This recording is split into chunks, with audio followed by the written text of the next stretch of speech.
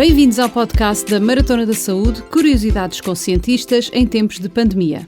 Este podcast tem o apoio do BPI da Fundação La Caixa e é gravado nos estúdios da Unidade de Computação Científica da Fundação para a Ciência e a Tecnologia.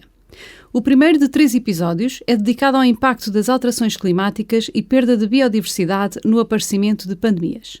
Os nossos convidados são Lounès Chiqui, coordenador do Grupo de Investigação Genética de Populações e da Conservação no Instituto Gulbenkian de Ciência, em Oeiras, e investigador no CNRS, em Toulouse, e Inês Estácio, estudante universitária do primeiro ano de Economia na nova SBE.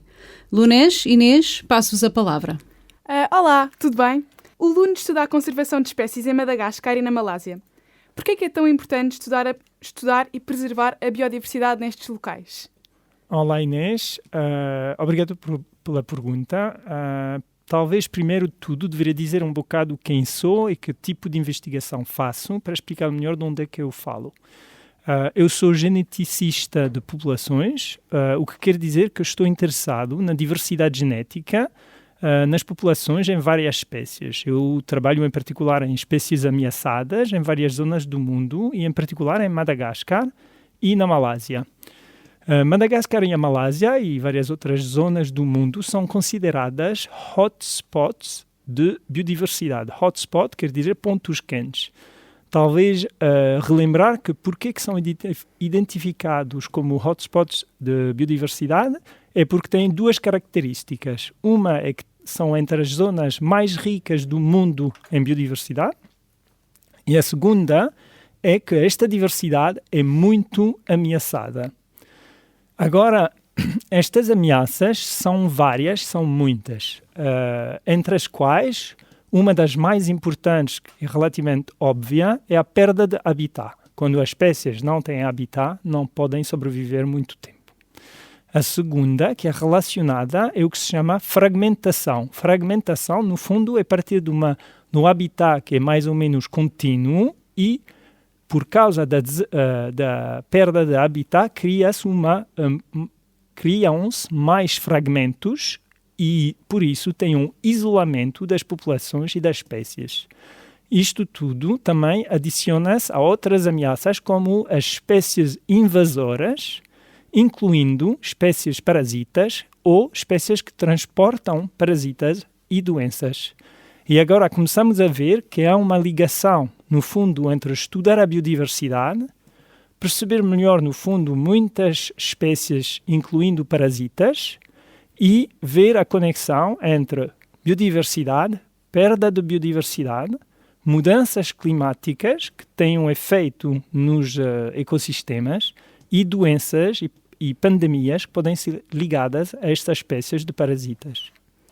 E então como é que a perda de biodiversidade através da destruição de habitats pode estar envolvida no aparecimento de doenças? Mais uma pergunta muito complexa, claro, porque requer de ligar, no fundo, uma das ciências mais complexas que há, que é a ecologia, porque a ecologia tenta perceber as relações entre os seres vivos, que isto vai incluir o que nós somos habituados a ver, como os mamíferos, os pássaros, mas também muitas espécies que não podemos ver, e em particular muitas espécies de parasitas, muitas espécies de bactérias, de vírus. E é difícil fazer uma ligação muito simples.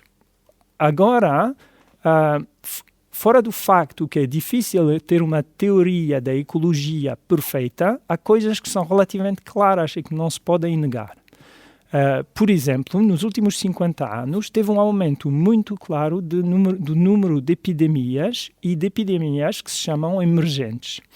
E esta tendência não é só devida ao facto que estudamos mais estas zonas e descobrimos mais doenças. Parece ser mesmo uma tendência ligada ao aumento dos contactos com espécies que não conhecíamos antes e, em particular, a perda de habitats naturais. Agora, uma das teorias que eu acho que é interessante na ecologia chama-se a teoria da diluição. A ideia é dizer, quando uma zona é muito rica em biodiversidade, quer dizer que tem muitas espécies. De um lado, há muitas espécies que nós vamos dizer gostamos de ver, mas também há muitas espécies de parasitas e de vírus, por exemplo. E uma das ideias da teoria da diluição é de dizer que quando há muitas espécies numa floresta rica em biodiversidade, quer dizer que estas espécies, de uma certa maneira, servem a diluir o espaço para os vírus e os parasitas que poderiam atacar-me a mim. Porque entre mim e estes vírus, entre mim e estas carraças, por exemplo, entre mim e estes parasitas, há tantas outras espécies que este parasita vai ter que encontrar antes de chegar a mim. Por isso, a ligação que podemos ver é que quando se destabiliza um ecossistema, quando começamos a matar muitos mamíferos, por exemplo, tem um risco aumentado de contacto com parasitas e doenças. Uhum. E as alterações climáticas que falou há bocado, como é que podem ter um impacto no aparecimento de doenças? Mais uma vez, são perguntas muito complexas e é difícil, no fundo, ter teorias das quais podemos dizer que funcionam perfeitamente. O que é claro é que sabemos que houve alterações climáticas no passado e sabemos que estas grandes mudanças climáticas mudaram os ecossistemas. Os ecossistemas que conhecemos hoje não são os ecossistemas que havia há 10 mil ou 20 mil anos atrás só. Estes são factos muito bem estabelecidos desde o século XIX e talvez até antes. Agora, o que acontece é que há, e também isto é difícil negar, mudanças climáticas e o facto que não sabemos exatamente como vão acontecer não muda o facto que vão acontecer. E uma das coisas que vai acontecer com mudanças climáticas é que alguns ecossistemas podem crescer e outros podem subir uma contração. Por exemplo, tem um aumento muito forte de secas em várias zonas do mundo, o que quer dizer que as florestas que geralmente, particularmente nas zonas tropicais, têm muita biodiversidade, são zonas que vão se reduzindo. Se nós adicionamos a isto, então, as ações humanas que cortam diretamente os habitats.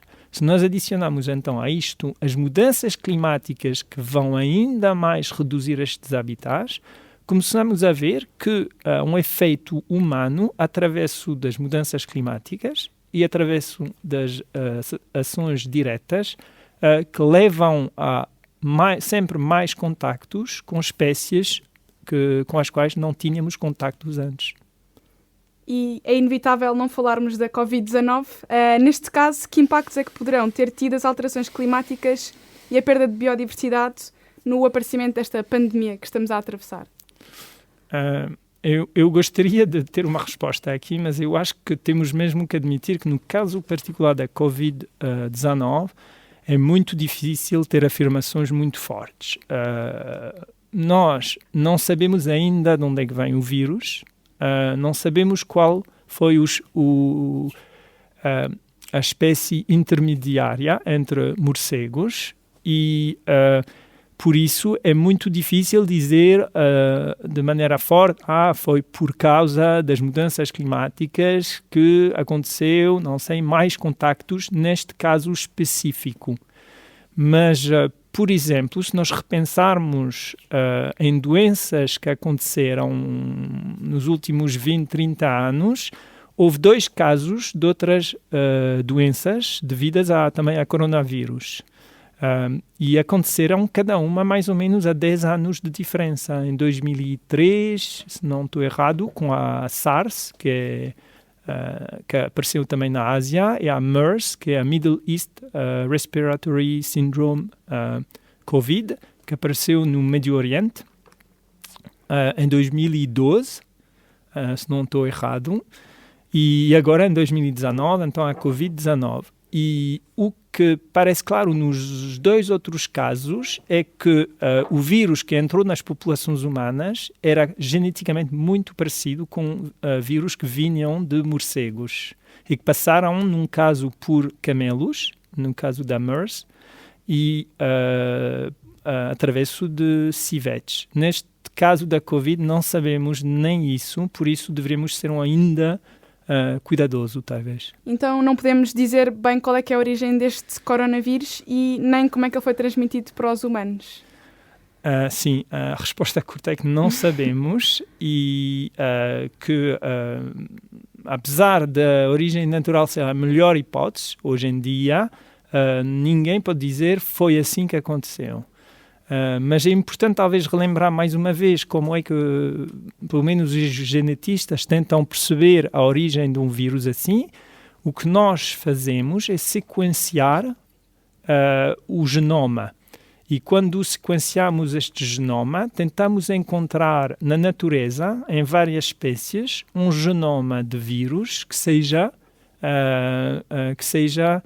muito parecido. No caso de MERS e de SARS, então em 2003 e 2012, o que nós sabemos é que a semelhança entre os vírus, o vírus nas populações humanas e o vírus nos morcegos, era por volta de 99%. Quer dizer que quando nós estávamos a ler o RNA dos vírus, porque estes vírus têm RNA, não têm DNA, quando nós estamos a ler 100 letras, 99 eram iguais. E a diferença era uma mutação que apareceu na espécie humana. Agora, com a Covid-19, o vírus mais próximo foi encontrado em morcegos e tem, em média, 96% de semelhança. É muito alto, mas não é tão alto como os outros. Por isso, ainda há dúvidas sobre a origem exata e se, por exemplo, passou muito tempo no intermediário, onde acumulou mutações antes de passar nos seres humanos. Mas é uma área de investigação. E então seria possível este vírus ter sido criado num laboratório de investigação científica ou isto é só uma teoria da conspiração? Possível? Sim, tecnicamente é possível. Provável? Não. Bom, tenho que insistir, eu não sou virologista e não trabalho diretamente com vírus. Agora, no IGC, no Instituto Gulbenkian de Ciência, onde eu trabalho, tenho colegas que trabalham e eles confirmam que é muito pouco provável que foi o caso. Agora, eles confirmam também que há vários laboratórios no mundo que seriam capazes, tecnicamente, de criar um novo vírus. Isto é muito conhecido e há muitos cientistas que sabem que seria possível. Agora, mesmo estes especialistas acham que ainda esta teoria não é a melhor e apesar de tudo ser possível, não parece ser a origem do vírus. O futuro vai dizer, mas pode ser que amanhã se encontre uma espécie na China, no Vietnã ou talvez noutra zona do mundo e descobrimos um vírus que tem uma semelhança de 99% com o vírus que está a infectar as populações humanas hoje. Por isso, eu diria que neste momento a melhor teoria é uma teoria natural. E agora, voltando atrás, aos morcegos. Se este vírus teve realmente origem nos morcegos, isto significa que os morcegos podem ser prejudiciais ou uma praga para os humanos? Talvez a este nível seria importante relembrar alguns factos. Relembrar, por exemplo, que os morcegos são mamíferos, como os elefantes, as baleias ou os seres humanos. Os mamíferos são organizados. Quando nós tentamos perceber a diversidade dos mamíferos, nós podemos organizá-los em grupos. Por exemplo, os roedores, como ratos, ratazanas, os morcegos, ou os primatas, que vão incluir, por exemplo, gorilas, chimpanzés ou seres humanos. Hoje em dia, estima-se que há cerca de 6.500 espécies de mamíferos. 6.500. São bastantes espécies, não é nada um grupo muito numeroso em comparação a outros grupos, como os insetos, que provavelmente tem 1 milhão de espécies, mas é um número bastante alto. Agora, dentro deste grupo de mamíferos, o grupo que tem mais espécies é o grupo dos roedores, com mais ou menos 2.500 espécies, que são quase 40% das espécies de mamíferos.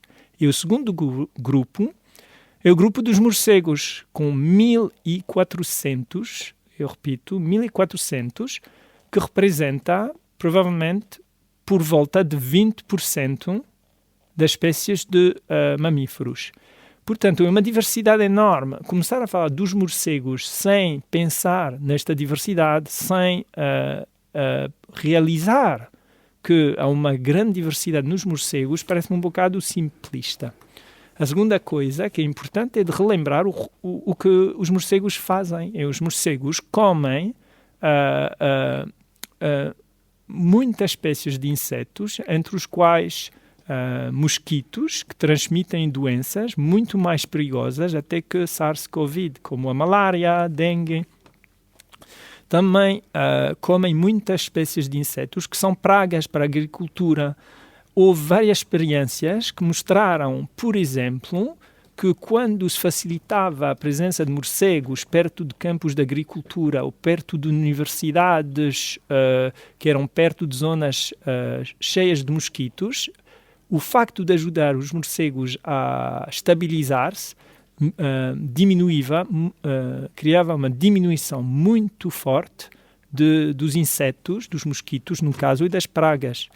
Finalmente, também tem que relembrar, outras espécies de morcegos têm um papel importantíssimo na polinização, na disseminação, na polinização das plantas e na disseminação das sementes destas plantas.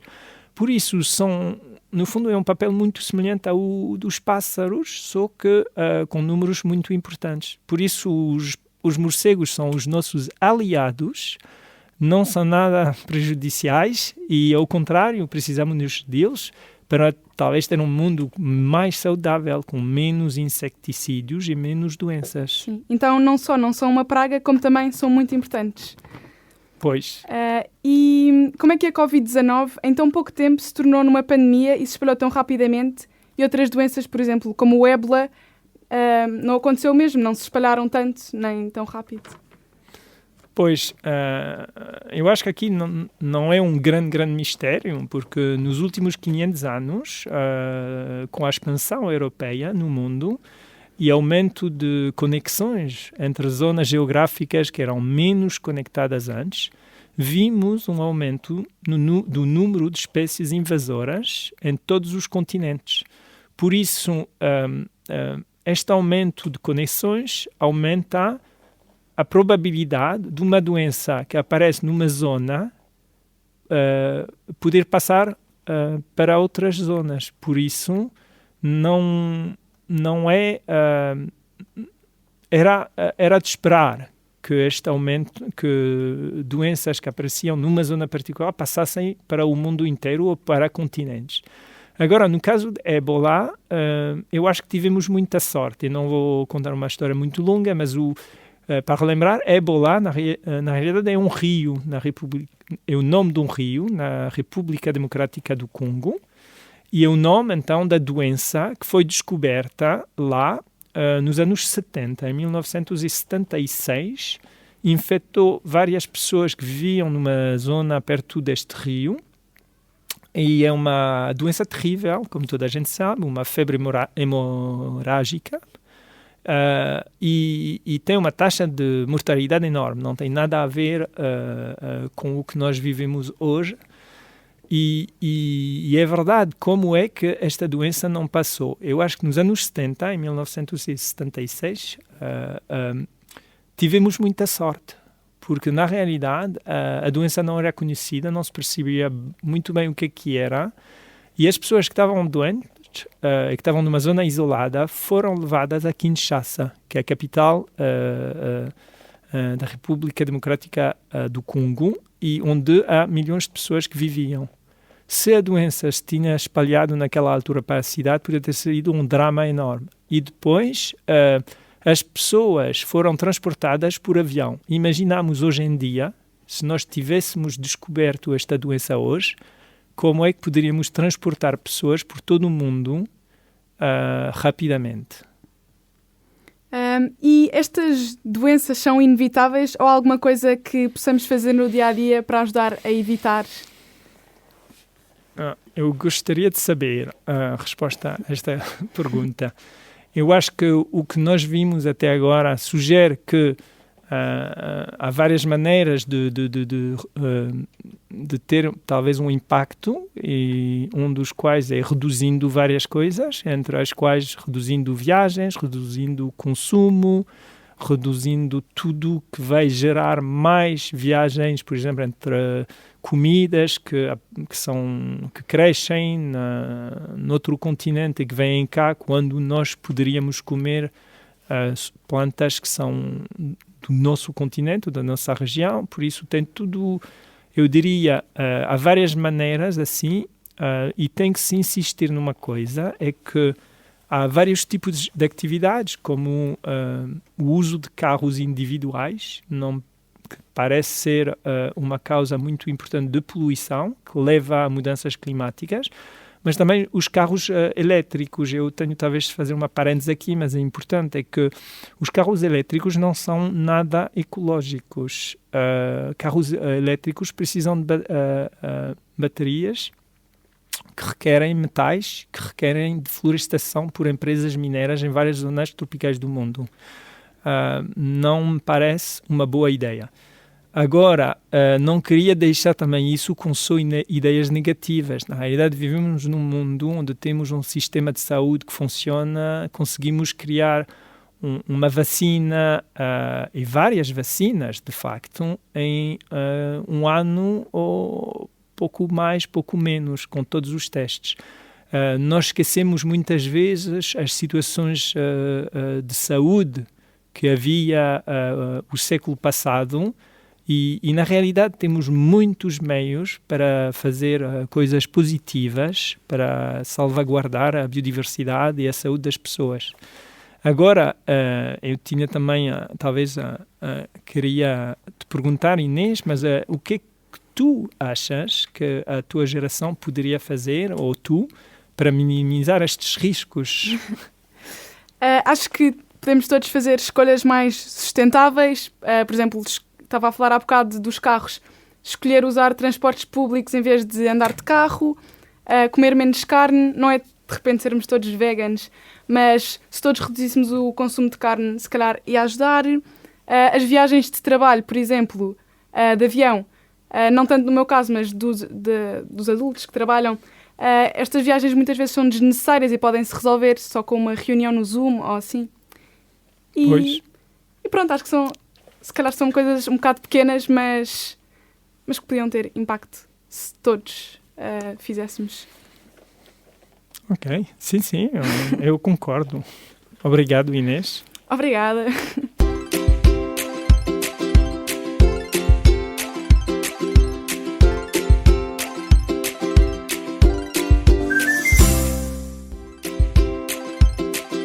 Bem-vindos ao podcast da Maratona da Saúde, Curiosidades com Cientistas em Tempos de Pandemia. Este podcast tem o apoio do BPI e da Fundação La Caixa e é gravado nos estúdios da Unidade de Computação Científica da Fundação para a Ciência e a Tecnologia.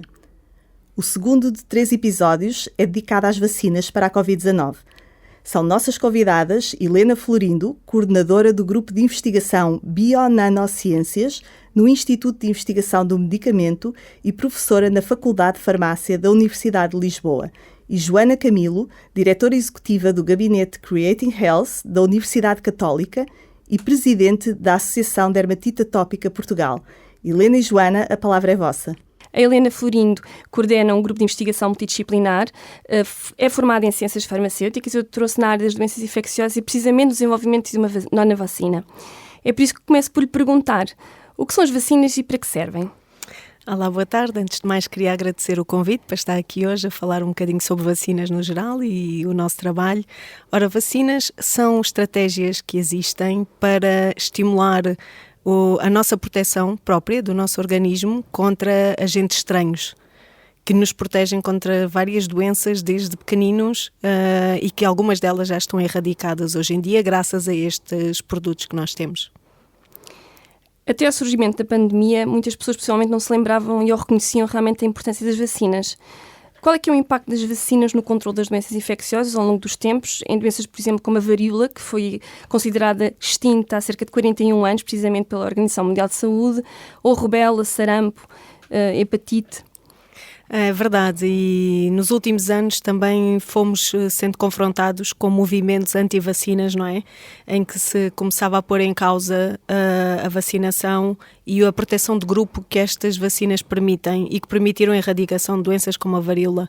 Hoje em dia eu penso que já é claro, e apesar de mesmo antes haver um trabalho imenso da parte das equipas clínicas, de enfermagem, todas as pessoas muito empenhadas em que comunicassem e transmitissem essa informação, nomeadamente aos pais das crianças, para que não deixassem de vacinar, e nós cá em Portugal felizmente temos um plano de vacinação gratuito e universal e que estava disponível para todos nós. Hoje em dia, penso que já é muito claro, sim, a pandemia veio relembrar as pessoas desta importância e por isso eu penso que terá impacto não só para nos ajudar a ultrapassar esta pandemia, mas também a voltar aos números de vacinação que tínhamos antigamente.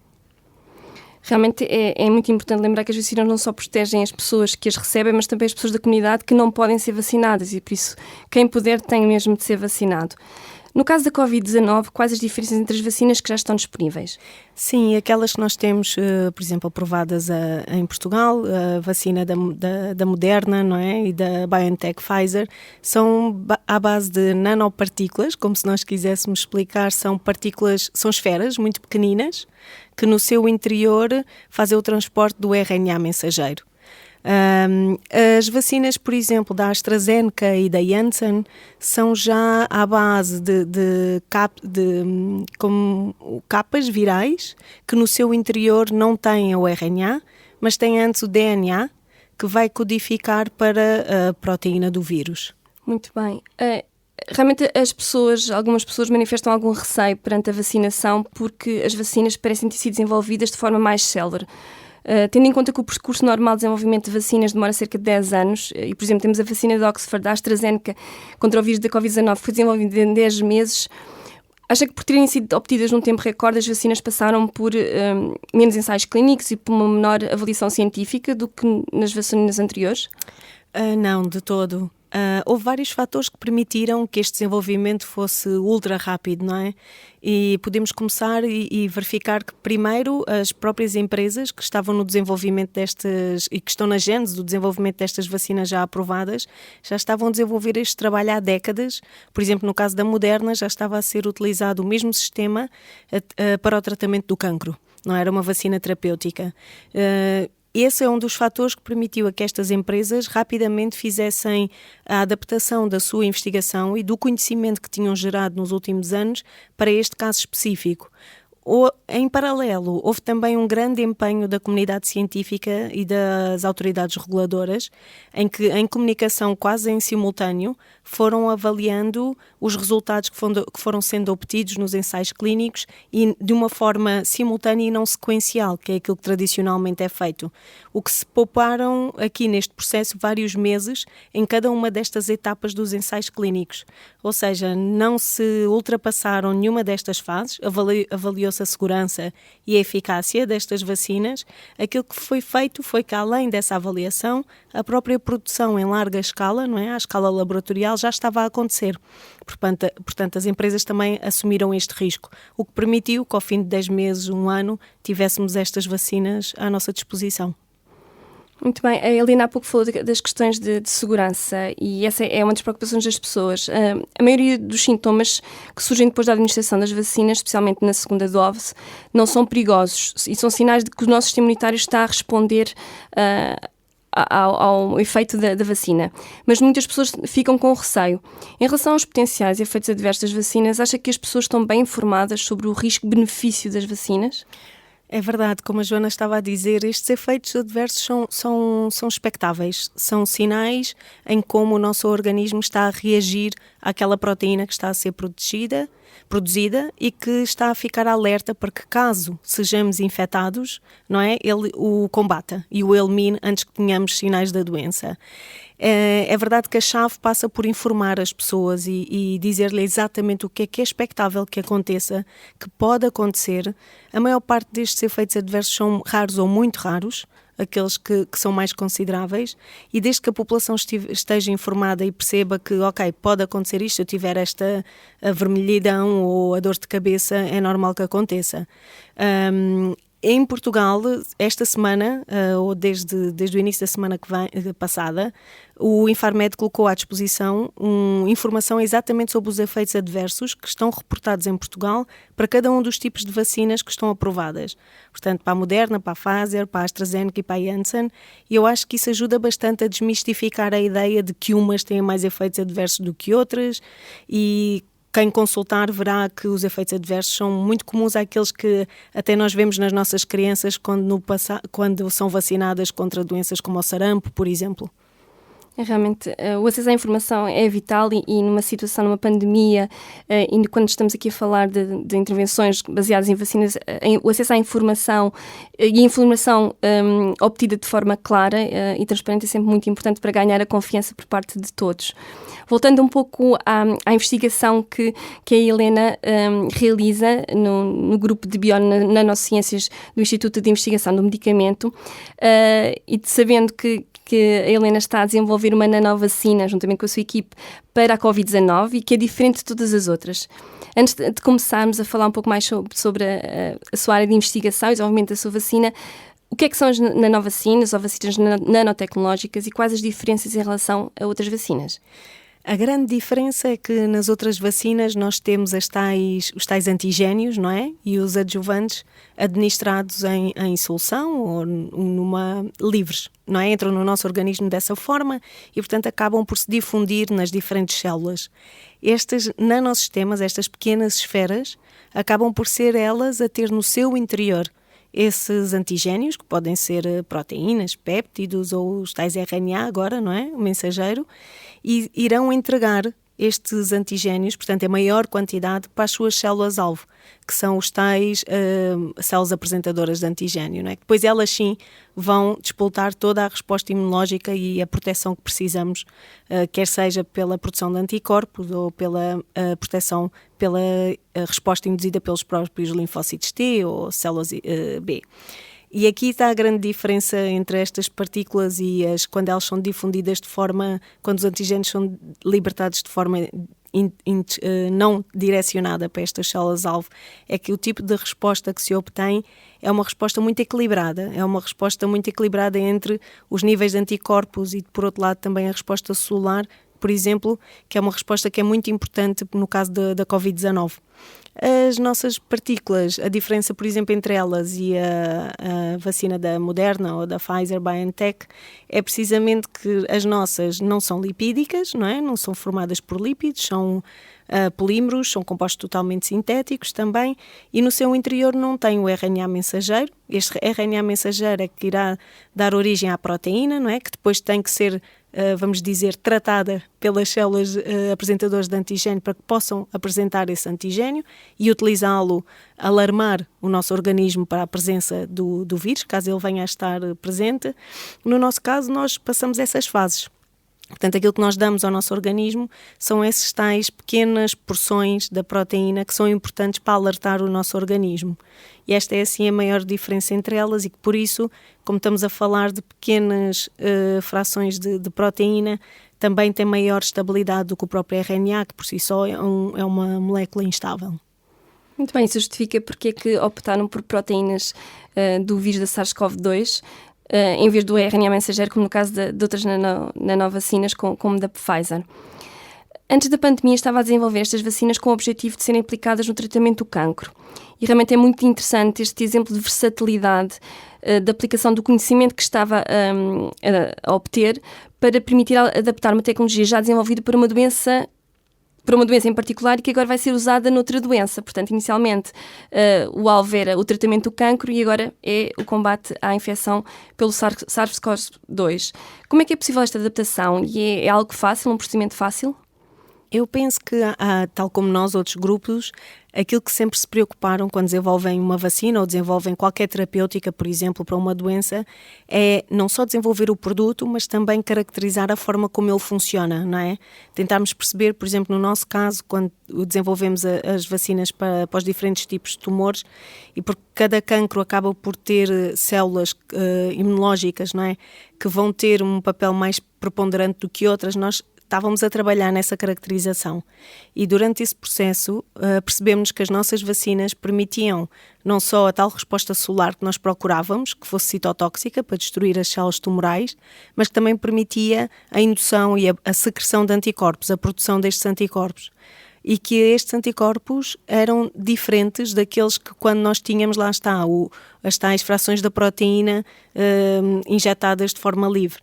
Quando surgiu a pandemia, a ideia, e se começou a saber muito rapidamente, também graças ao facto da informação ficar disponível quase de imediato, não é? A comunidade científica, de facto, empenhou-se bastante em disseminar a informação, porque outros grupos podiam utilizar essa informação quer seja para caracterizar o mecanismo da infecção, quer seja para entender os efeitos secundários. Essa informação disponível também levou-nos a perceber que a resposta imunológica que seria necessária para destruir o vírus não seria somente, não poderia somente recorrer aos anticorpos, também seria preciso a tal resposta mediada por células. E nós sabíamos que a nossa partícula o permitia. E então foi relativamente fácil, porque trata-se de uma plataforma em que aquilo que nós fizemos é quase como que um puzzle foi substituir uma das peças do puzzle por outra que tem exatamente o mesmo tamanho, embora os seus constituintes sejam diferentes e por isso a resposta será direcionada para o SARS-CoV-2 e não para a célula tumoral, por exemplo, durante o nosso trabalho. Muito bem, aproveitando o seu paralelismo, será agora possível também que o conhecimento dos mecanismos para a vacina que estão a desenvolver, poderem ser aplicados a outras doenças, para além do cancro e da Covid-19, por exemplo, para as doenças autoimunes, que é realmente uma área que me toca muito? Eu penso que sim, aliás, a comunidade científica também já está a desenvolver trabalho, principalmente nos últimos anos, nesse sentido, porque nas doenças autoimunes, embora cada doença tenha a sua patofisiologia muito particular, consegue-se perceber que a indução de uma resposta imunológica não é que não devia existir, que em alguns casos é despoltada, por exemplo, por um antigénio. Noutros casos não se sabe exatamente o que é que faz, o que é que origina aquela resposta imunológica, mas sabe-se, por outro lado, quais são as células que estão por trás dessa resposta.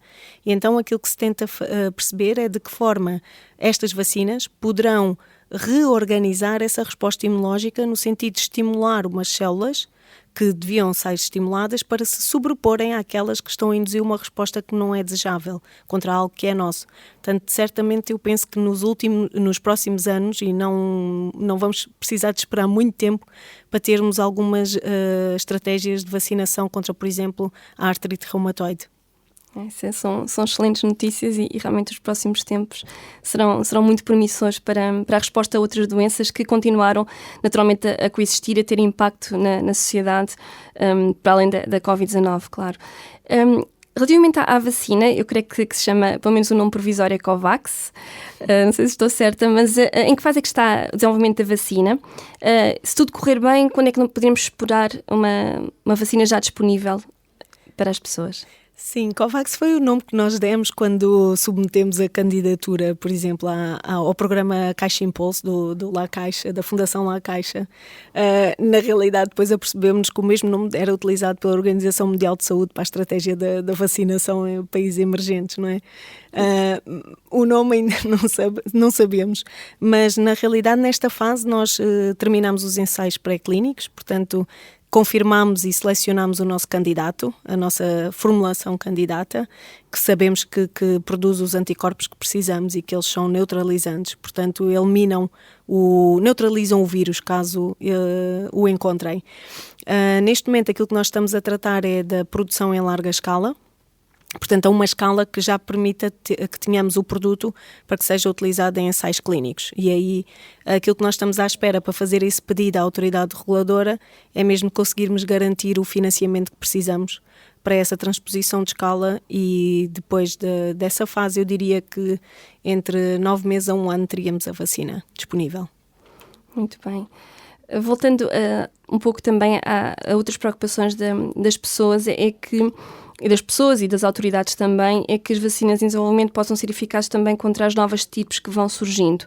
É fácil adaptar o aparecimento a novas estirpes? E sim, portanto, sendo possível, é fácil? Sim, por exemplo, no caso das vacinas que estão aprovadas, da Moderna e como é do caso da Moderna e da Pfizer, o mRNA e essas empresas já produziram vacinas para as novas estirpes, porque aí trata-se de substituir o RNA mensageiro, não é, para codificar a proteína associada a essa nova estirpe. No caso da nossa vacina, é um bocadinho o mesmo processo, ou seja, identificarmos se estas tais porções da proteína que nós temos foram afetadas por essas mutações que surgiram nas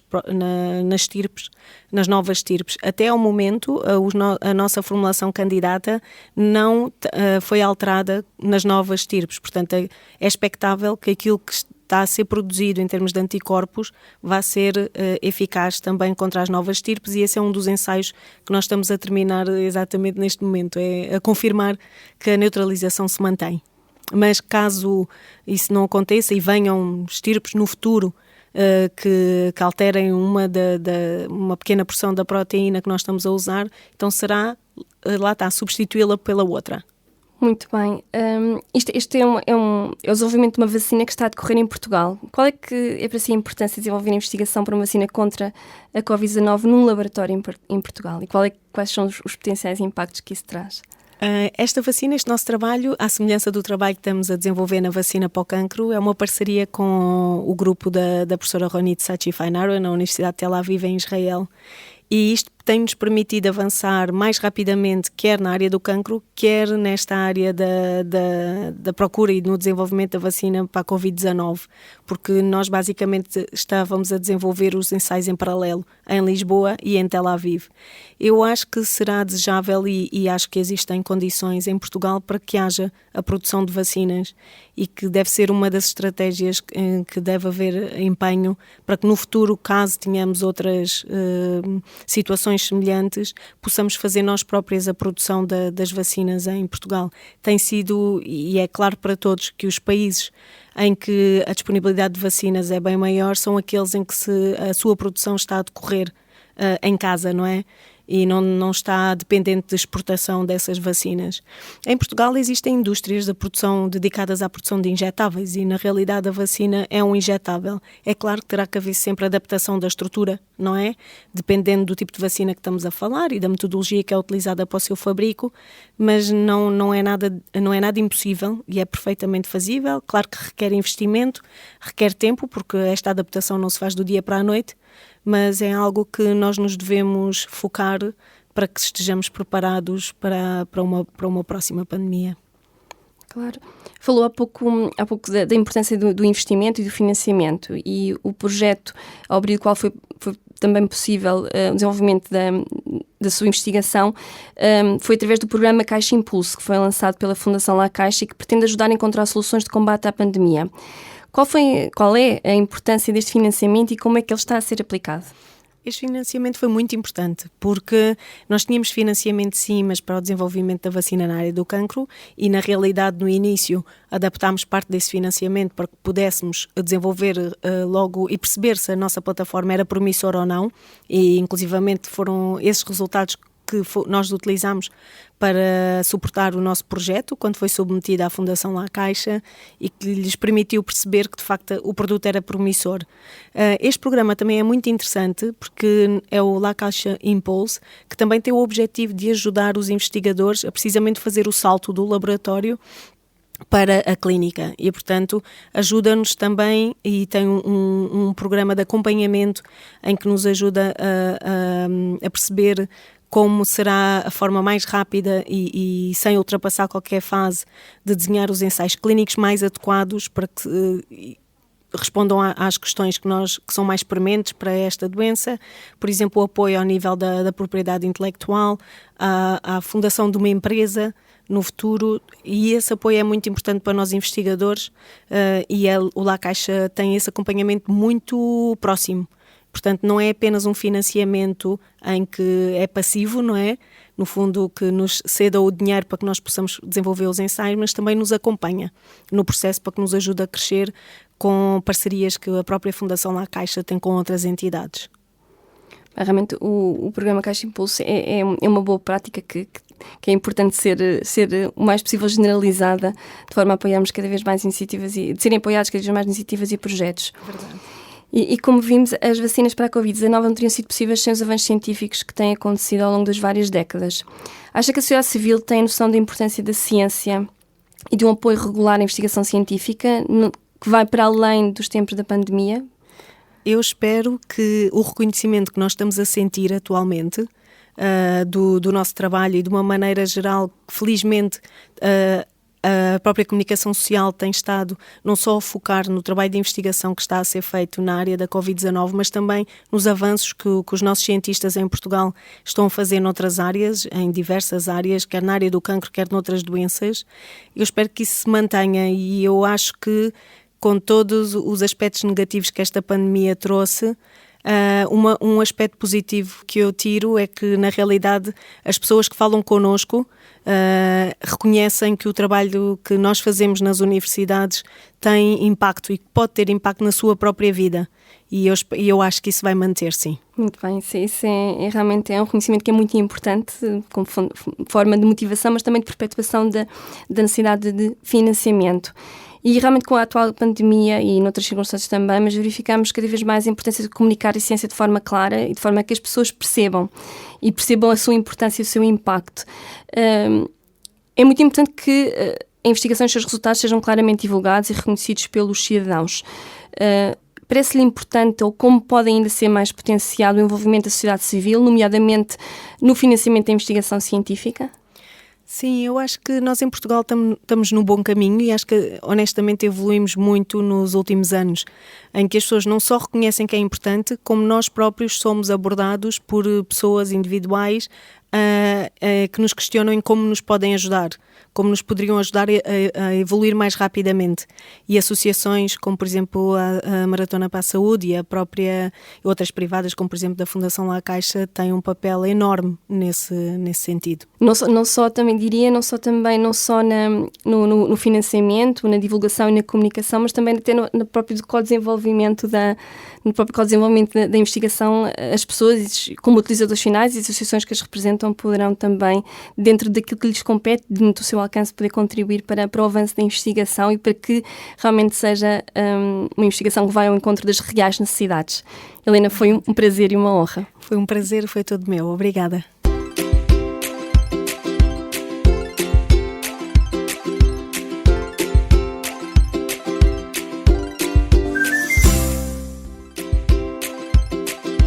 Bem-vindos ao podcast da Maratona da Saúde, Curiosidades com Cientistas em Tempos de Pandemia. Este podcast tem o apoio do BPI e da Fundação La Caixa e é gravado nos estúdios da Unidade de Computação Científica da Fundação para a Ciência e a Tecnologia. O terceiro episódio é dedicado às notícias falsas sobre a Covid-19.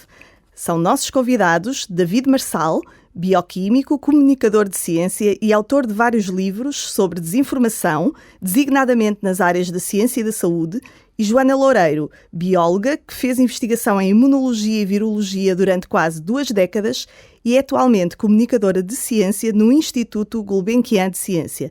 Passo a palavra à Joana e ao David. Olá, David. Olá, Joana.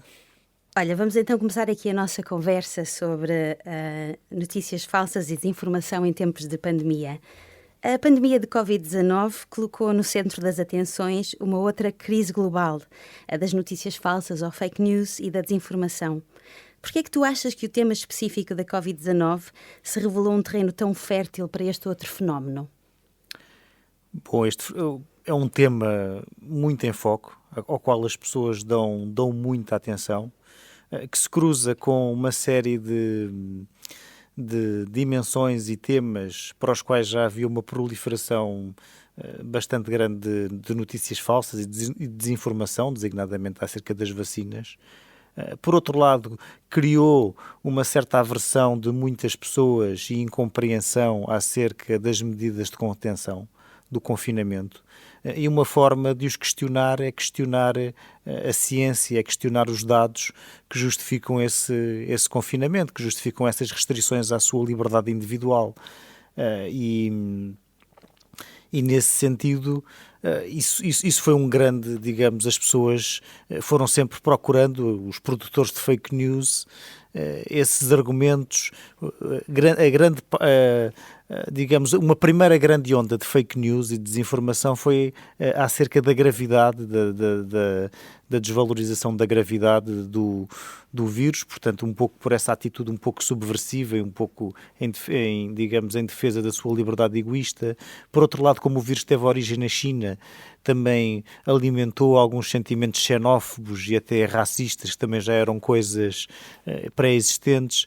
Portanto, acabou sempre por servir como leitmotiv, portanto, para reavivar velhos preconceitos, velhas ideias que são aqui recicladas na forma de fake news como nova desculpa. Sim, era um fenómeno antigo a que se apresentou um novo palco, na verdade, não é? Olha, havia alguma previsão, assim, com base científica, que o mundo pudesse passar por uma pandemia ou fomos mesmo, entre aspas, apanhados pelo vírus? Eu diria que as duas coisas. Havia de facto previsões, muitas pessoas já tinham alertado, até na literatura, na ficção, em TED Talks, em relatórios, até porque tínhamos uma experiência recente com o coronavírus, designadamente o primeiro, o SARS-CoV, em 2013, e depois tivemos o MERS, mais restrito ao Médio Oriente, 10 anos depois, e agora tivemos o SARS-CoV-2. Portanto, já havia uma noção muitíssimo realista e bem documentada que, designadamente até esta família específica de vírus, os beta-coronavírus, poderiam saltar com uma relativa frequência para os seres humanos. Portanto, e há preocupações com outros tipos de vírus, designadamente os vírus, novos vírus da gripe. Portanto, eu penso que as pessoas, de alguma forma, do plano intelectual, no plano conceptual, no plano abstrato, havia muita gente que tinha a noção que isto era uma possibilidade real. Mas, de facto, acho que fomos todos apanhados um pouco de surpresa, porque estas preocupações um pouco abstratas e de médio e longo prazo, de perigos não identificados imediatamente no tempo, são coisas a que as pessoas reagem com alguma hesitação, designadamente o poder político e também a opinião pública. Portanto, eu penso que acabamos por ser todos apanhados desprevenidos, com o foco, talvez ainda mais desprevenidos na Europa, porque as últimas pandemias de gripes pandémicas não afetaram com particular incidência a Europa. Portanto, nós já temos uma memória muitíssimo distante daquilo que é uma pandemia a atingir a Europa. Portanto, eu penso na Europa ainda mais, ainda fomos apanhados mais de surpresa. Ok. Olha, e esta ligação entre o novo coronavírus e as radiações 5G? Isto continua a circular nas redes sociais e continua a haver pessoas obcecadas com esta teoria. Como é que isto surgiu e será que isto tem algum fundamento científico? Os fundamentos científicos não tenho nenhum, não é? Portanto, isso é uma velha história. O medo das radiações eletromagnéticas é uma fobia tecnológica com muitos anos. Já houve medo quando surgiram os fornos micro-ondas nos Estados Unidos, no início dos anos 1980, houve livros publicados e artigos na revista New Yorker, essencialmente a alegar que os micro-ondas nos iam matar a todos. Quanto muito matarão a gastronomia mais tradicional, a culinária, agora matar-nos a nós, cegar-nos. Havia argumentos tremendos. Até com os campos magnéticos associados às linhas de alta tensão também houve um grande pânico acerca disso, que seriam causadores de cancro. Também não é verdade. Com as redes Wi-Fi também há pessoas que neste momento alegam que são alérgicas à radiação das redes Wi-Fi, o que seria extremamente dramático, porque elas estão por todo o lado. Portanto, este medo das radiações eletromagnéticas é um medo muito persistente, muito antigo. O que há a dizer sobre isso é que, de facto, podemos dividir a radiação eletromagnética em dois tipos: a radiação ionizante e a radiação não ionizante. E a ionizante é aquela que é capaz de arrancar eletrões aos átomos e às moléculas. É, por exemplo, o caso dos raios-x, é uma radiação perigosa. Ou a radiação ultravioleta, que que é a radiação que nos causa escaldões quando nós vamos à praia. Portanto, a radiação do sol, de uma certa medida, é muito mais perigosa do que a radiação dos telemóveis ou das redes Wi-Fi. Portanto, eu acho que foi uma coincidência de acontecimentos. A pandemia surgiu no momento em que se falava do 5G e os opositores ao 5G e os opositores à pandemia resolveram unir-se e dizer que as coisas estavam ligadas.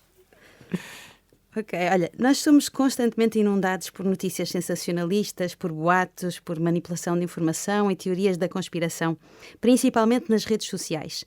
Acho que é mais ou menos óbvio que quem produz estas fake news e esta desinformação sabe que a está a produzir. O que é que achas que acontece a quem as partilha? Bom, quem as partilha muitas vezes poderá não saber que elas são falsas. Qualquer um de nós pode partilhar uma notícia falsa. O que é que devemos estar atentos? Devemos estar atentos a coisas com as quais nós concordamos, coisas que apoiem os nossos pontos de vista.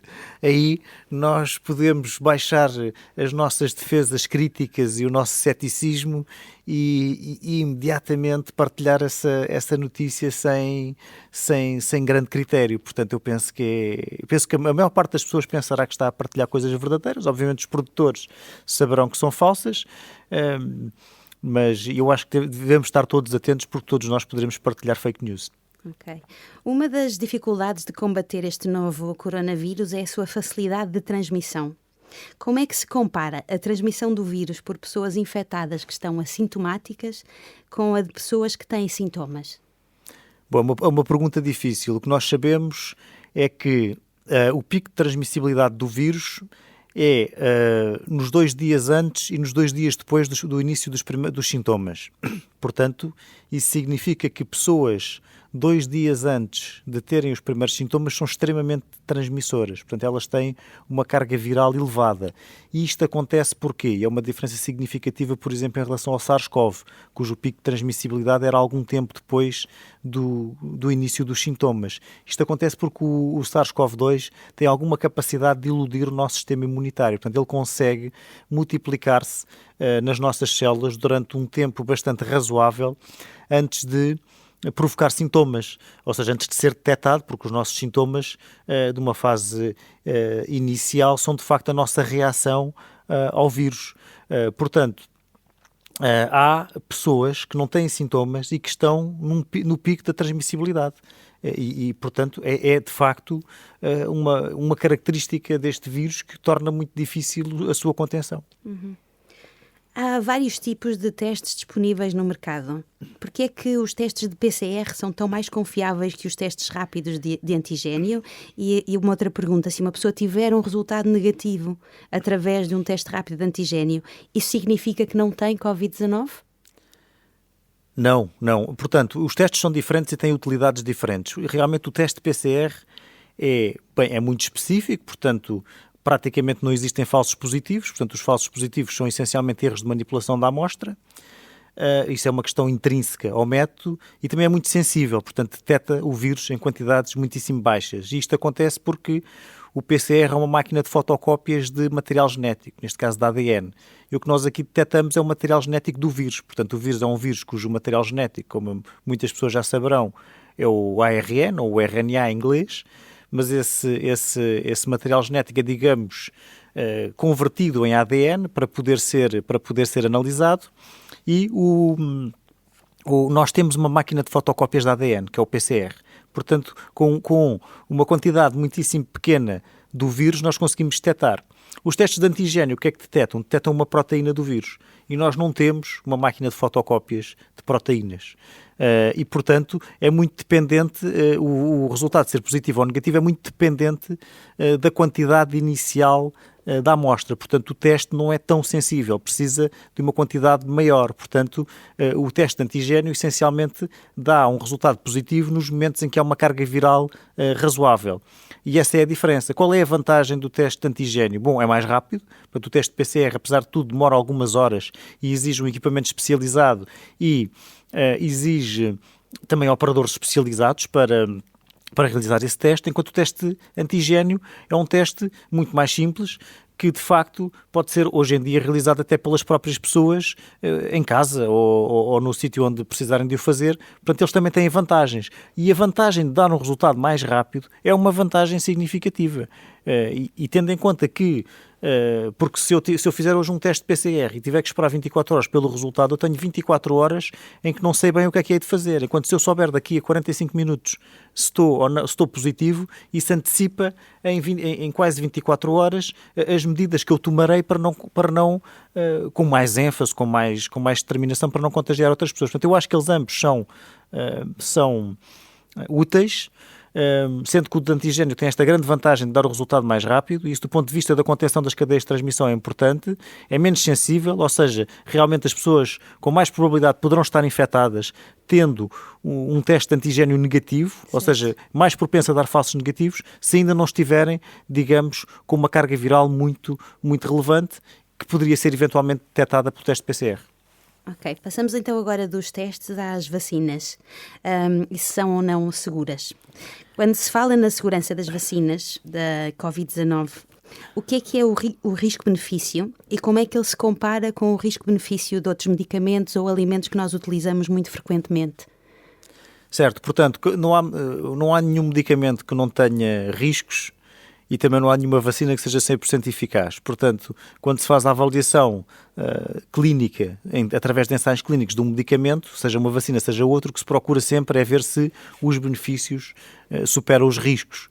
E no caso das vacinas, e no caso concreto das vacinas para a Covid-19, os benefícios superam claramente os riscos, porque os riscos que têm sido encontrados, apesar de alguns deles terem sido muito mediatizados, são riscos muitíssimo baixos, ou seja, muito pouco prováveis. É preciso vacinar vários milhões de pessoas até encontrar um problema, de facto, uma reação adversa grave à vacinação, enquanto que a Covid-19, que é a doença prevenida pela vacina, tem riscos, de facto, muito concretos, muito reais, muito significativos, tem uma taxa de letalidade, varia de população para população, varia de acordo com a capacidade de resposta dos sistemas de saúde, mas pode chegar até aos 2%, embora num país como Portugal, provavelmente, e numa situação de não sobrelotação dos sistemas de saúde, andará significativamente abaixo de 2%. Portanto, numa situação pandémica em que a probabilidade de ser infectado pelo vírus é real, há sempre uma vantagem enorme em ser vacinado, até porque as vacinas têm riscos muito baixos de reação adversa. E a mensagem que há a dizer sobre isto é que todos os medicamentos que nós tomamos têm também riscos e há a possibilidade de termos reações adversas em casos raros e continua a valer a pena tomar os medicamentos. Há também algumas pessoas que veem algum fundamento científico nas notícias que circulam que as vacinas podem alterar o ADN humano. O que é que tu achas sobre isto? Bom, acho que não é. Portanto, as vacinas que estão em Portugal, que são, as vacinas de RNA, o material genético nem sequer entra no núcleo da célula, que é onde está o nosso ADN precioso, não é? A nossa molécula de ADN em cada célula. As vacinas da adenovírus, como as vacinas da AstraZeneca, também não alteram o ADN. Portanto, o que acontece é que não há, no funcionamento normal da vacina, não existe essa possibilidade, não está previsto, não há uma modificação, isto não é edição genética. Portanto, a vacina não faz de facto isso. O que a vacina faz é tira partido da maquinaria genética da nossa célula para produzir uma proteína do vírus. Agora, no fundo o que dá é uma adenda àquilo que a nossa maquinaria genética vai fazer. Agora não mexe no nosso grande livro de instruções, que é o nosso ADN. No fundo dá ali uma instrução que fica à parte e que não interfere com o nosso grande livro de instruções, que é o nosso genoma. Sim, o ADN que é introduzido depois é eliminado e não temos que nos preocupar com o que vai acontecer ao nosso próprio ADN. Olha, a pseudociência tem tido um enorme sucesso no contexto da pandemia. Pelo menos parece ser um marketing mais forte que o da própria ciência, que nós podemos ver na televisão, nas redes sociais e até nos canais de vendas. A que é que tu achas que este sucesso se deve da pseudociência? Bom, a pseudociência está um pouco orientada para o público a que se destina. Portanto, há pseudociência para vários apreciadores e isso é sempre uma garantia de sucesso, quando nós não temos que ter a realidade em conta para fazer uma mensagem que agrada à clientela, digamos assim. Isso, obviamente, é muito eficaz. E há uma certa seleção natural também, entre aspas, ou uma seleção digital da pseudociência. Portanto, aquelas ideias que têm mais acolhimento acabam por ser as que persistem, as que subsistem. E há uma produção enorme de disparates. Portanto, é verdade, quer dizer, acho que a pseudociência tem grandes argumentos, muitas vezes é apelativa porque fala a ideias que as pessoas já têm, no fundo acaba por confirmar, por exemplo, a pseudociência relacionada com produtos naturais, apela a pessoas que estão convencidas que o natural é que é bom e que não há riscos na natureza, ou apela à quimiofobia, às pessoas que têm medo das substâncias químicas. Portanto, há sempre um argumento que apela a qualquer lado das pessoas que faz com que as pessoas concordem com essas ideias sem grande espírito crítico. Certo. Olha, principalmente no início de 2020, quando as respostas eram incrivelmente urgentes, a pandemia de Covid-19 trouxe os cientistas para o centro de todas as discussões, mas também colocou a descoberto alguns dos enormes desafios que se colocam ao comunicar ciência, designadamente o perigo da desinformação e a noção de incerteza no processo científico. Achas que aprendemos lições importantes com a pandemia? Achas que estamos a melhorar? Achas que devemos continuar a repensar a comunicação de ciência na sociedade civil? Em que ponto é que estamos neste desafio? Sim, eu penso que a pandemia e o grande foco que foi colocado na ciência enfatizou alguns dos grandes problemas estruturais da relação da ciência com a sociedade. Eu identifico dois. Um é o desconhecimento do processo científico. As pessoas até podem achar que a ciência é bestial, mas as pessoas não sabem como é que se acrescenta novo conhecimento ao conhecimento que já existe. E isso, neste caso, criou alguma confusão, porque não foi apresentado às pessoas conhecimento já, digamos, acabado, consolidado, pronto a comunicar sem grandes ambiguidades. Portanto, o que acontece é que foi apresentada às pessoas a ciência em direto, a ciência a ser construída, os avanços, recusos, os becos sem saída, os golpes de sorte, digamos, as publicações, as pré-publicações, os artigos retratados, portanto são aqueles que são publicados mas depois são retirados porque afinal não tinham qualidade para serem publicados ou pré-publicados. Portanto, tudo isto coloca uma ênfase neste caráter da ciência que não avança de uma forma linear e inequívoca,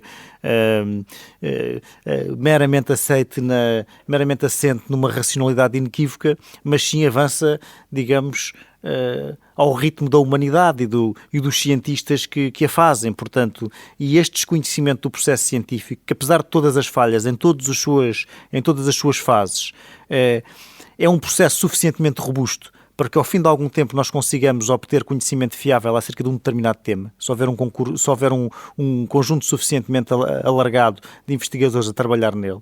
Este desconhecimento deste processo científico criou muita confusão nas pessoas, porque as pessoas estão habituadas a que a ciência seja uma verdade inequívoca e não estão habituadas a que haja mudanças de direção, quando isso faz parte do processo científico, pelo menos em assuntos novos e numa fase inicial. O outro problema, de facto, teve a ver com a comunicação da incerteza. E não só os cientistas, mas até mesmo as autoridades têm uma grande dificuldade em comunicar a incerteza em relação a determinados aspectos de caráter técnico-científico quando ela existe. E a melhor forma é assumir a incerteza. Quando nós não temos a certeza que as máscaras não são úteis para conter a pandemia, nós devemos dizer que há alguma incerteza acerca disso. Quando não temos a certeza que o vírus não é transmissível através do ar, nós não devemos dizer que ele não é transmissível de certeza através do ar. Porque depois, quando é necessário retratar, dar uma volta de 180 graus em relação a essas afirmações iniciais, isso cria desconfiança no público. Então, eu punho o ênfase nestes dois desafios da comunicação de ciência: comunicar o processo científico e assumir a incerteza. Ok. Olha, e agora eu podia ficar aqui a conversar contigo o dia todo, mas para acabar, uma última pergunta. Na tua opinião, como é que pode um cidadão preocupado com a veracidade ou a qualidade da informação que recebe defender-se deste, entre aspas, ataque, não é, das fake news ou dos sensacionalismos nos mídia ou nas redes sociais? Bom, quer dizer, é uma daquelas perguntas, não há assim nenhuma resposta milagrosa, não é? A única solução é ter mais cultura científica, é perceber melhor o que é a ciência, porque percebendo melhor o que é a ciência também perceberá melhor o que é aquilo que não é a ciência. Há muitas dicas por aí da Organização Mundial de Saúde, da Direção-Geral de Saúde, sobre essa questão. E que se baseiam essencialmente em procurar fontes de informação credíveis, de uma certa forma é aquilo que se pode, digamos, a dica mais direta. Mas de alguma forma desconfiar de tudo aquilo que vem dos confins da internet e que é apresentado como uma verdade galilaica. Portanto, quando há assim uns galileus que estão contra, que são os únicos que veem a luz ou que veem a verdade, em geral isso não é verdade. A ciência é um empreendimento coletivo, não é descoberta por, digamos, os factos científicos não são descobertos por solitários em caves a fazer pesquisas no Google, é através da interação tanto colaborativa como competitiva entre os cientistas, portanto à vista de todos, que se elucidam, digamos, os factos científicos. Portanto, tudo o que vier assim do submundo, em princípio, é de desconfiar muito. Ok, portanto, a solução aqui é como um cientista questionar, não é? Questionar sem qualquer dúvida, coisa que seja mais obscura. Então ficamos por aqui. Muito obrigada, David Marçal. Muito obrigado e até à próxima.